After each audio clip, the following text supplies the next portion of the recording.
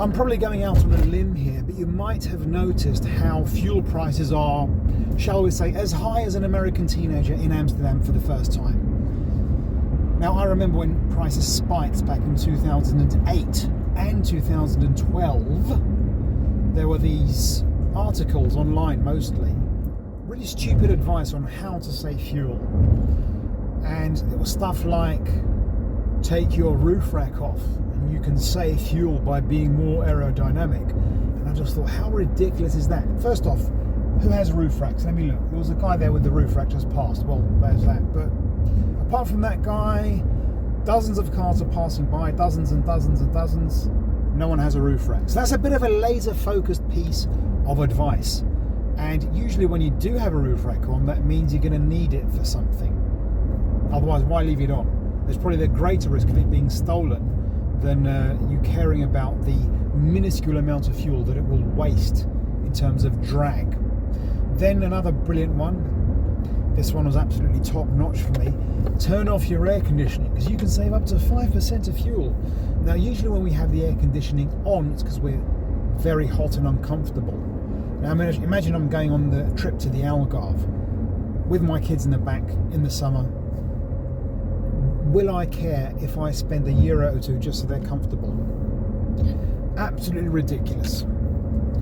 What was another one? Oh yeah, don't carry extra weight. Now I thought this was actually rather stupid, but then I remembered that my better half has in the boot of a car, well had up until now, bags and bags full of summer clothing from last summer, and it was in her boot from last summer to this summer. So yeah, maybe some people do need to hear things that are obvious. Now, just researching a little bit for this video, I found just in this one screenshot 3 pieces of absolutely stupid advice. It was a site that was engineer something. Whoever wrote this thought they were an engineer. Now let's go by bits. First off, put thinner oil in your engine. Don't do that. That is an absolutely crass thing to do. Okay? Let's imagine you do save some fuel. The fuel you save, or should I say the money that you would have spent on that fuel, will be more than offset by the amount of money you're going to have to spend because you've blown a turbo for having the wrong kind of oil. If your car has a turbo, it's asinine that. Then park your car in the shade. The idea is because your car's in the sun, if it's a hot sunny day, then fuel will evaporate. If you're going to save fuel driving around, to park in the shade to save a bit of fuel, you're going to waste more fuel looking for that shade than the fuel you're going to save that evaporates. It just boggles the mind how stupid this is. And then what was the other one? Don't drive around with your lights on. Now I know for a fact, I've been trying to find this article for quite some time, but car manufacturers themselves say that the amount of fuel you save when driving with your lights off is so minuscule as to be unmeasurable. So these are all stupid bits of advice, and my advice to you, for what it's worth, is don't follow loads of these advice. It's just so thick and stupid and crass and dumb and bleh. I've already used these adjectives way too much. But anyway, if I may, I'm not just going to slag off these people, but also I'm going to give my own personal advice on how to save fuel. Now, even though I'm not a professional, I'm just an amateur, I am an enthusiast. If you've ever been on this channel, you might have seen economy runs aplenty. It's something that I'm very interested in, saving fuel, and always have been. Got it from my dad. So it's not like I'm a complete and utter moron when it comes to fuel saving methods, but do take it with a pinch of salt, because there might be better advice than the advice I'm about to give you. Now, for me, first and foremost, it's your mindset. That's the main thing, your attitude. If you get behind the wheel and start driving like you're in the Fast and Furious, really aggressively, stamping on the throttle, then hitting the brakes hard, you're not going to drive economically. If you drive patiently, smoothly, trust me, you can go around with your roof rack on, air conditioning, all of that stuff, you'll still save loads and loads of fuel. Okay, it's sort of like, it's self-evident, if I can be very honest. You're not hitting the accelerator hard, which means you're not trying to pump more fuel into the cylinders to get going up to speed as fast as you can. That's a bad idea if you want to save fuel. Same thing with braking.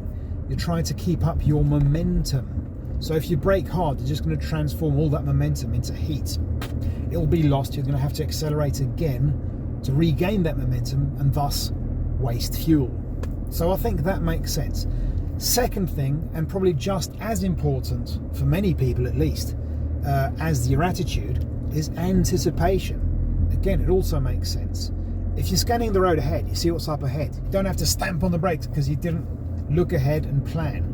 So for example, let's say you're coming to a roundabout. If you look ahead, you can probably see some gap that you can slide into instead of actually coming up to the roundabout, then looking around and having to stamp on the brakes because you weren't paying attention. Same thing with the traffic lights. If you're going to accelerate right up into the traffic lights, you see it's red, slow down, let the car glide along, and then it'll probably go green. So those are the two main things, in my humble opinion, for driving economically: patience and anticipation. By the way, this is not a continuity error. It's because when I got home and reviewed the footage, it was pretty horrible, both the lighting and the sound. So that's why I'm redoing it today. And I've got a Deadpool t-shirt on. I was thinking, would this demonetize my video? But then again, I thought I don't qualify for monetization, so who gives a crap? Speed, that's another thing. Just keep this in mind. I'm not going to go on about speed because loads of people talk about it, but it does make a huge difference. Why is that?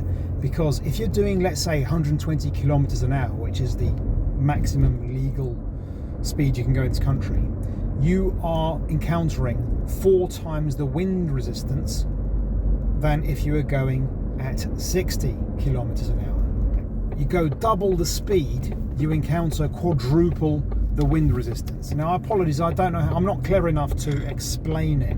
So, not going too fast makes a whole world of difference. But then don't do the opposite. Don't go like at, I don't know, 50 kilometers an hour on the motorway. That's silly. That will put you and lots of other people in jeopardy. Okay, learn to obviously interpret your surroundings and interpret other people's attitudes. There's no point in saving fuel if you then get rear-ended by someone who's doing a, say, more conventional speed, as is expected on the motorway, so to speak. So yeah, safety first, by the way. It doesn't matter if you save fuel if you're driving around like a bit of an idiot. You're all lovely people, you don't do that because you watch this channel. Now, there's this technique I learned online many years ago, and I've used it to great effect. It's called pulse and glide. You probably can guess just from the name what it's about.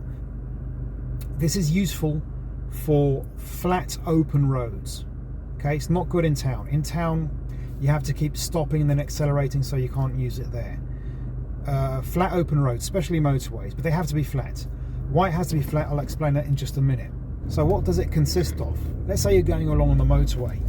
You choose a speed, let's say 100 kilometers an hour, because as I said before, the slower you go, the more fuel you save. And 100 is a speed that you won't annoy too many people. You accelerate up to 100 kilometers an hour nice and smoothly. That's the pulse. That's when you press the throttle. Then you knock the car into neutral if it's a manual. If it's an automatic, you just take your foot off the throttle. You let the car glide along and it will eventually decelerate to a speed, let's say 80 kilometers an hour. Then knock the car back into gear, and if it's a manual obviously, and then accelerate back up to 100. Repeat. And as I said, this really works. You can save a lot of fuel doing this. Now, it's not good uphill. And why is that? Because if you take your foot off the throttle uphill, knock it into neutral, you're going to slow right down. So you're going to waste a lot of fuel trying to get back up to speed. Uphill, the best method, in my humble opinion, is to try to keep a constant speed without keeping your foot hard on the throttle. Try to feather the throttle slowly, as I'm doing now. I'm trying to keep a constant speed without mashing the throttle, and it seems to work, at least as far as the trip computer goes. Downhill, it's completely the opposite, because gravity is your friend. Most modern cars, if not all, if you've got the car in gear and you take your foot off the throttle, then the engine management system cuts off the supply of fuel to the cylinders, which means you're not using any fuel at all. So that's incredibly effective for fuel economy. And if you're going downhill, it's also very effective for keeping a constant, safe speed. Now, I use it a lot, as much as possible. Every now and then, of course, if I'm going too slow, I will just knock it into neutral and let gravity do the acceleration for me, which is also, I think, quite a handy trick. Now, if you've just listened to that and you think, pulse and glide, that isn't my thing, maybe it's just too complicated. Kind of doubt that. It might be too boring. That I would believe. I think it can be very boring. But also you probably have passengers in the car and you don't want to keep accelerating, decelerating. For whatever reason, if pulse and glide is not something that you think is a good technique for you, then just use cruise control if your car has it. I think all cars should have, in my humble opinion, but that's me, because I use it a lot. But it's a very, very good way of saving fuel, because you're keeping a constant speed. Your engine is working at the same level of effort, so to speak. So, yeah, engines like that. Sorry about the shorts, but it is summer and very, very hot. And I've turned off the air conditioning because I want to be economical. Sorry, that was a joke. Just I don't need it. It's only 27 degrees centigrade. But my final tip is get to know your car as best you can. At what revs, at what speed, in what gear is it most economical? Now, if you've got a trip computer, this is a lot easier. If you don't, it's a bit trickier. I would suggest you keep a close eye on consumption, from filling up at the pump, and then sort of like correlate whatever behavior you have between fill-ups and see which is the most economical thing you did between the fill-ups, if that makes sense. At least it worked for me when I had a car without a trip computer.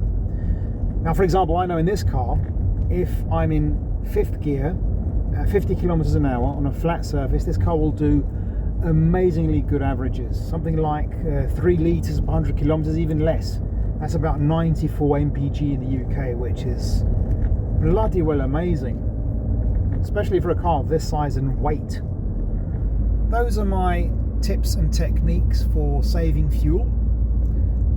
If you know of any other techniques and tips, please let us know in the comments below. I think we all really would like to know, because they're very useful. So if you've made it this far, thanks very much for watching. I hope to see you in a future video, and I bid you farewell.